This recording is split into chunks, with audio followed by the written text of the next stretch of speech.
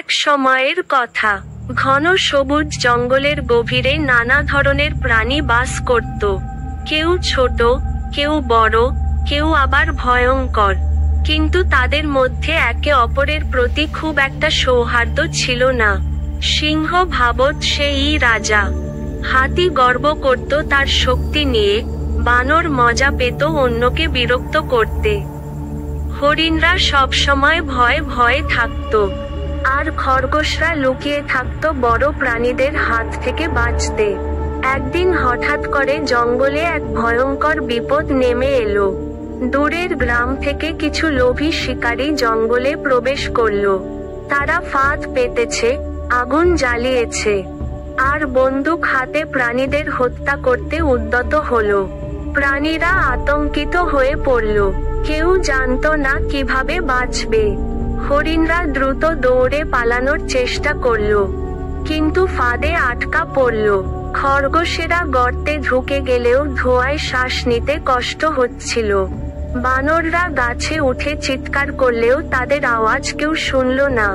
সিংহ একা গর্জন করে শিকারীদের ভয় দেখানোর চেষ্টা করল, কিন্তু সংখ্যায় এত বেশি শিকারী ছিল যে সিংহও পিছিয়ে পড়ল।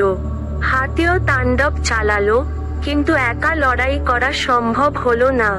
এই অবস্থায় একটি ছোট্ট পাখি সবাইকে ডেকে বলল, তোমরা কি বুঝতে পারছো না? একা একা লড়াই করলে আমাদের কেউই বাঁচতে পারবো না। আমাদের ঐক্যবদ্ধ হতে হবে। ছোট বড়, দুর্বল শক্তিশালী, সবাই মিলে চেষ্টা করলে আমরা অবশ্যই জয়ী হতে পারবো। প্রাণীরা প্রথমে সন্দেহ করল। সিংহ বলল, আমি কি করে খরগোশ বা পাখির সাথে একসাথে কাজ করব? কিন্তু হাতি বলল, না সিংহ ভাই, এখন অহংকার করলে চলবে না। এক হয়ে লড়াই করতে হবে, না হলে আমাদের সবাইকে মরতে হবে। অবশেষে সবাই একমত হলো। পরিকল্পনা তৈরি করা হলো। হাতিরা গাছ ভেঙে পথ বন্ধ করবে যাতে শিকারীরা সহজে ঢুকতে না পারে। বানররা ডালপালা ভেঙে শিকারীদের দিকে ছুড়বে আর চিৎকার করে তাদের বিভ্রান্ত করবে। হরিণ ও খরগোশরা দ্রুত দৌড়ে শিকারীদের ফাঁদ ভাঙবে। পাখিরা আকাশে উড়ে গিয়ে খবর দেবে কোথায় শিকারীরা যাচ্ছে, আর সিংহ গর্জন করে সবাইকে সাহস যোগাবে এবং শেষ মুহূর্তে আক্রমণ চালাবে। পরের দিন শিকারীরা আবার জঙ্গলে এলো, কিন্তু এবার পরিস্থিতি একেবারেই আলাদা। হাতিরা বিশাল গাছ ফেলে দিল, বানররা মাথার উপর থেকে আক্রমণ শুরু করলো। হরিণরা দৌড়ে ফাঁদ নষ্ট করে দিল, খরগোশরা ছোট ছোট গর্ত খুঁড়ে শিকারীদের পথ বন্ধ করে দিল। আকাশ থেকে পাখিরা ডাকতে থাকলো, ওরা ডান দিকে যাচ্ছে, সাবধান। এই বিশৃঙ্খলার মধ্যে হঠাৎ সিংহ প্রচণ্ড গর্জন দিয়ে আক্রমণ করলো। ভয় পেয়ে শিকারীরা দৌড়ে পালাতে লাগলো।